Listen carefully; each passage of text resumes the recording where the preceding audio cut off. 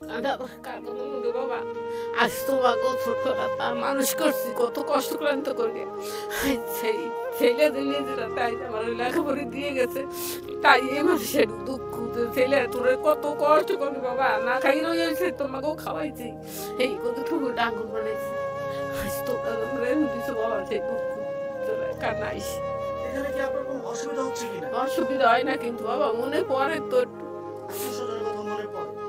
যে আজ ছেলে তোরে ওই এক ছেলে বলে দিয়ে রয়েছি, কত কেনা গুরুতের মুতের ভিতরে রয়েছি, খাবার বাপে জোড়াইতে মানে যাই খাওয়াইয়ে যাইছি, না খাইয়ে রয়েছি, আজ সেই ছেলে দে বাবা ভালোবাসে মানে না সময়। আমার নাম কথা। আমার আন্টি এখানে একটি বৃদ্ধাশ্রমে চালু করেছেন। ইতিমধ্যে আপনারা দেখেছেন যে এখানে আমাদের নির্মাণাধীন একটি বিল্ডিংয়ের কাজ চলছে। আর এখানে আমাদের আপাতত 5 থেকে 6 জন মা আছে। তারা এখন এখানে কিভাবে আছে এবং কি অবস্থায় আছে আর কেন তারা এখানে এসেছে, এগুলি আপনাদের সাথে আজকে আমরা শেয়ার করব। তো চলুন আমরা তাদের সাথে পরিচয় হই।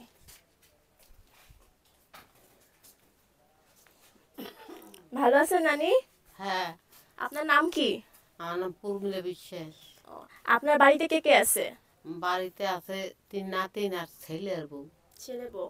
তাহলে আপনি এখানে কেন আসছেন? আপনার বাড়িতে ছেলে আছে, নাতি আছে, বউ আছে, এখানে কেন আসছেন? কেন আসি? ছেলে বউ তো আমার খাবার দেয় না, বউ হলে প্রাইমারি স্কুলের মাস্টার, ছেলের বাড়ি পাকা বাড়ি, আমার এইদিকে থাকতো। আপনার নাতি আছে কয়জন? নাতি নেই, খালি 3 নাতিন। 3 জন নাতি। নাতিদের কথা মনে পড়ে? নাতিদের কথা মন পড়লে কি হবে, তখন তো আমার কথা মনে পড়ে না। আপনি এখানে কয়দিন হয়েছে আসছেন? আমি আজকে জ্যৈষ্ঠ মাসের প্রথম। তার একবার আসছে আপনার খোঁজ খবর নিতে এখানে? আমি হিসাব করলে পারে 3 দিন আইছিল। তারা আপনাকে নিতে চায় না এখান থেকে, যে বলে না আমার সাথে চলো? একবার বলছিল বলতে বলে একটু সুস্থ, তারা নিয়ে যাবা নেই, তোমার বড় নাতিন পরীক্ষা দিতেছে, পরীক্ষা দিলে পরে আসবে, তারপর আসছে, তারপর নেওয়ার কথা কিছু বলেনি। আপনার এখানে থাকতে কোনো কষ্ট হয় না। ভালো লাগে এখানে থাকতে? ভালো লাগে না, তাকে খুব ভালো। খুব ভালো আছে। হ্যাঁ। আচ্ছা তাহলে তো আপনার ছেলে মেয়ের কথা কি মনে পড়ে না আপনার? মনে পড়লে কি হবে বাবা, মনে করলে কিছু হবে না। মনে পড়লে তোমার কিছু মা করার নাই? তোমার বাবা তোমাকে কষ্ট করে মানুষ করছে না, তাই তো তোমরা বনেও দাও, তোমার কথা বলা যায় বাবা। আচ্ছা আন্টি, আমরা একটি একটি মানে সোশ্যাল মিডিয়া একটি ভিডিও দেখেছি, তার মাকে তারা বৃদ্ধাশ্রমে দিয়ে আসছে, ছেলে এবং ছেলের বউ মিলে। তো হঠাৎ করে যখন মা খবর পেল যে তার ছেলে খুবই অসুস্থ, তিনি কিন্তু তার যে তাকে যে বৃদ্ধাশ্রমে দিয়ে আসছে সেই কথাটা ভুলে গিয়ে তাৎক্ষণিক কিন্তু ছেলের জন্য উতাল ফাতাল এবং ছেলের জন্য দৌড়িয়ে গিয়েছে এবং ছেলেকে বুকে জড়িয়ে নিয়েছে। মানে এই জিনিসগুলো কিন্তু একেবারে মানে অহরহ মানে হৃদয়ে দাগ কাটার মতো ঘটনা। তো আপনার মানে ছেলেরা যে আছে বা মেয়েরা যা আছে তারা তো জীবিত আছে, তাই না? আপনার এই যে তারা জীবিত থাকতে আপনাকে এখানে থাকতে হয়, এবং যদি তাদের কোনো সমস্যা হয় আপনি তাৎক্ষণিক কি করবেন? থাকো, তাকে সমস্যা হলে আমি কি করবো, আমার তো তা দেখার দরকার নেই। আসলে বলতে গেলে যে এই পর্যায়ে এসে আসলে সব বাবা মায়ের মুখ বন্ধ হয়ে যায়। সন্তানের বিপদে আপদে আসলে বাবা মা তখন নিরুপায় হয়ে যায়, তখন তারা একসময় ছুটে যেতে বাধ্য। বাবা মাকে এখানে রেখে গেল, বাবা মা কিন্তু কখনো সন্তানকে এভাবে একা রেখে যেতে পারে না। তো আমরা আরেকজন মায়ের কাছে চলে যাবো। একটু কথা বলি। তো এই যে আপনার ছেলেকে যে এই যে ছোটবেলা থেকে বড় করলেন, এত কষ্ট করে লালন পালন করলেন, তাদেরকে শিক্ষিত তো বানিয়েছেন নাকি? হ্যাঁ, ছেলে মেট্রিক পাস বাবা। Matric pass? হ্যাঁ। বউ হলে বিয়ে পাস। বউ বিয়ে পাস? হ্যাঁ। আচ্ছা আচ্ছা। তো এই যে ছেলে যে আপনাকে দিয়ে গেছে, তো আপনার কষ্ট লাগে না এটা? কষ্ট না করলে কি করবো বাবা, কষ্ট না করলে কোনো তো করার কথা নেই। কষ্ট লাগলে কিছু করার কাজে নাই। তো আপনার এমনি কি মধ্যবিত্ত ফ্যামিলি ছিলেন না নিম্নবিত্ত ফ্যামিলি ছিলেন? কি করতো আপনার হাজবেন্ড?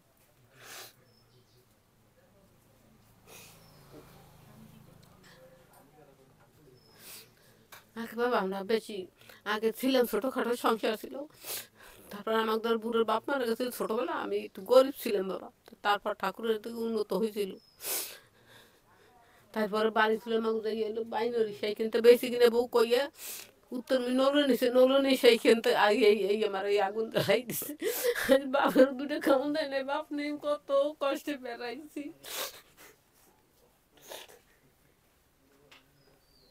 দর্শক আসলে ওনাদের কষ্ট, যার আসলে সন্তান নেই, মারা যারা দূরে আছে তারাই বুঝবে, আমাদের পক্ষে সম্ভব না। তো আমরা পরে অন্য কারোর সাথে পরিচয় করি। আমরা চলে এসেছি আর একজন মায়ের কাছে, এখানে দেখতে পাচ্ছেন। আপনার নাম কি? ভূমিমাল হালদার। আপনার পরিবারে কে কে আছে? পরিবারে 3 মাই 1 ছেলে। 3 মেয়ের বিয়ে হয়ে গেছে? ছেলেদের বিয়ে হয়েছে? মেয়েকে বিয়ে আগে, তারপর ছেলে বিয়ে করাইল, ভারতে গেছে। ছেলে একজন দেশের বাইরে থাকে, ইন্ডিয়া থাকে। কোনো খোঁজ খবর নাই। কোনো খোঁজ খবর নেই। আর মাইয়ে গোবরে দিয়ে কতদিন থাকবো? আমি খুশি বাবা, তো আর কতদিন জ্বালাবো, সেই দিকে যাচ্ছি। আপনি কি এখানে নিজে আসছেন নাকি আপনাকে তারা দিয়ে গেছে? বড় মেয়ে এই বাড়িতে এই জায়গা গাইন বেরি, এই গাইন। তাহলে আপনারা দেখতে পাচ্ছেন যে তার এক ছেলে ছিল এবং মেয়েরা ছিল, সকলের বিয়ে হয়ে গেছে এবং ছেলে যেহেতু দেশের বাইরে থাকে, মেয়েদের ভরসা সে কতদিন থাকবে, সেজন্য কিন্তু তারা মাকে এখানে দিয়ে গেছে। আপনি এখানে ভালো আছেন তো এমনিতে? হ্যাঁ ভালো আছি, খুব ভালো আছি। আপনার কোনো সমস্যা হয় না তো? না, কোনো খাওয়া দাওয়া সমস্যা দেয় ঠিক মতো? খাওয়া দাওয়া ঠিক মতনই দেয়। কি কি খাবার দেয়? এখন কত কি মোরা কি হেরম খাইতে যা দেয় যথেষ্ট। আমার ঘরে সকালে কি খাইছেন? সকালে দেয় চা দেয়, রুটি দেয়, তারপর আবার এরপর পরস্পর ভাত দেয়, আবার দুপুরে দেয়। তাই বিকেল তো আবার এসে খাইতেও পারি না, বিকেলে তো মুড়ি ঠুড়ি দেয়। এই আচ্ছা, হ্যাঁ, তো আমরা তারপর- পরে আরেকজনের কাছে যাই। ভালো আছেন আপনি? না, কি আসলে এবারে অসুখ হয়েছে। অসুখ হয়েছে? এখন সুস্থ? এখন তো সামান্য সামুদি না। ডাক্তার দেখানো হয়েছে এখান থেকে? হুম হুম, ডাক্তার কি বলছে? ঔষধ দিছে, তাহলে ওষুধ নিয়মিত খাবেন, ঠিক আছে? খাইছি। আর আপনার বাসা- হ্যাঁ। দেখুন হয়েছিলাম, কাটকে গেছিল। ফ্যানে। আচ্ছা, এই যে আপনাদের আর কয়দিন কষ্ট করবেন, তারপর আমাদের বিল্ডিং হয়ে যাইতেছে, সেখানে চলে যাবেন, তখন আর কোনো সমস্যা নেই। আপনার বাসায় কে কে আছে? বাসায় আমি, আমার কোনো ঠিক নেই, কিছু জানি তো না। আপনি এই জায়গায় কিভাবে আসলেন আসলে? চিকেন বেলে ইউকেন বেলে মানে মনে নেই আপনার? কয় মাথা খারাপ, এই কয় আমার আপনার মাথা খারাপ বলে সবাই, হয়। সেজন্য এই জায়গায় দিয়ে গেছে। দিয়ে দেব কেন, আমি নিজেই এসছি। নিজের ইচ্ছে চলে এসেছেন? কইছি চেয়ারম্যানের আমার লেগে এটা রেখে দিও, আর কিছু না। আচ্ছা, আমরা পরে ওনার কাছে একটু কথা শুনি। আমরা এখানে আরেকজন মা আমাদের এখানে বসে আছে, কিন্তু তার সে হচ্ছে একটু কানে কম শোনে, তো তারপর আমরা তার মনের কথাটা একটু জানার চেষ্টা করব। নাম কি? আমার নাম সফলা। ও, আপনার বাড়িতে কে কে আছে? কিছু নাই। কিচ্ছু নাই? ছেলে মেয়ে নাই? না না ছেলে মেয়ে নাই? না না আপনার হাজবেন্ড, জামাই? না, জামাই মারা গেছে? হ্যাঁ। হ্যাঁ? আমার কিছু না, ও। দিগুলা কারি বাড়ি পোদারে ঠাকুর বাড়ি। ও, তা আপনার এখানে থাকতে কোনো সমস্যা হয় না তো?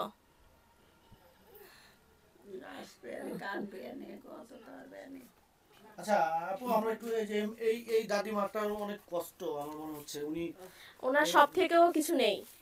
এনার ছেলে আছে, ছেলের বউ আছে, 3জন নাতনি আছে, তাদের পাকা বাড়ি আছে, তারপরও তাকে কিন্তু এখানে রেখে গেছে, তার সব আছে অথচ কিছু নেই, এরকম একটা সব অবস্থা। থেকেও কিছুই নেই। কিছুই নেই, রাইট? আচ্ছা, তো আমরা একটু একটু শুনবো তার কাছে। এই যে আপনি যে একটু আগে কান্না করলেন, কার কথা মনে করে আপনি কান্না করলেন?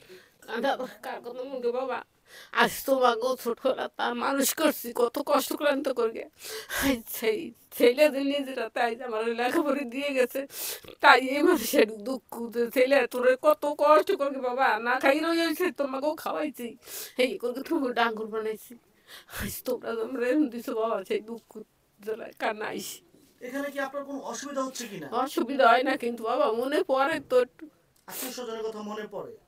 যে আজ আজ ছেলে তোরে ওই এক ছেলে ওই আমি কোলে দিয়ে রয়েছি, কত কেন গুরগুতের মুতের ভিতরে রয়েছি, খাবার বাপে জোড়াইতে মানে যাই খাওয়াইয়ে আজ না খাইয়ে রয়েছি, আজ সেই ছেলে দে বাবা বনবাসে মানে না সময়। এখন যদি মানে আপনি তো মানে ছেলের কষ্টে আপনি এই কথাটা বলতেছেন, আপনাকে এখানে রেখে গেছে সে বিদায়। এখন যদি আপনি হঠাৎ করে, মানে খোদা না করুক, আপনার যদি ছেলে মানে গুরুতর কোনো অসুস্থ হয়ে থাকে, তখন তো ছেলের জন্য আবার দোয়া করবেন। এই বাবা ওই দোয়া না করতে পারা যায়, যতই একটু ফালতু আচ্ছা আমি বসেন, একটু বসেন, বসেন। আমি একটু অ্যাড করতে চাচ্ছি, সেটা হচ্ছে উনি আসলে অসুস্থ, কারণ আপনারা হয়তো শুনছেন ওনার ছেলে আছে এবং ওনার মেয়ে আছে এবং ছেলের বউ সম্ভবত জব করে। আচ্ছা তো উনি অনেক অনেক কষ্টে আছে এবং ওনাকে আমার এখানে পলিসি হচ্ছে যে কখনো বাবা মা আসলে আমি তাদের কনসার্ন নেই। তো সেই কনসার্নের জন্য ওনার ছেলের কাছে যাওয়া হয়েছিল এবং সে ওনাকে লিখিতভাবে ওনার কোনো দায় দায়িত্ব নিতে পারবে না বলে ওনাকে লিখিতভাবে আমার কাছে হ্যান্ড ওভার করে দিছে।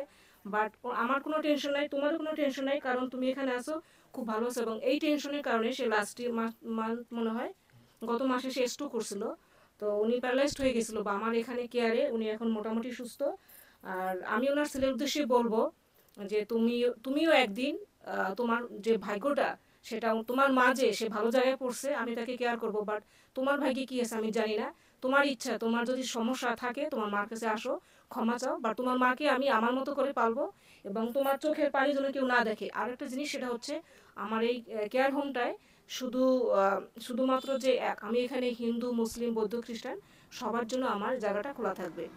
আর আজকে থেকে তোমার এই চোখের পানিটা আর কখনো যেন না থাকে, কারণ আমি চাই না যে কোনো মা তার সন্তানের জন্য মন থেকে অভিশাপ দেয়। উনি যেভাবে বললো যে আমি ছোটবেলায় মানুষ করছি, তো ওনার ভাগ্য ভালো, সে ভালোটা জায়গায় পড়ছে এবং আমি ওনাকে সারা জীবন দেখাশোনা করবো। আর কান্না করার কিচ্ছু নাই, ঠিক আছে?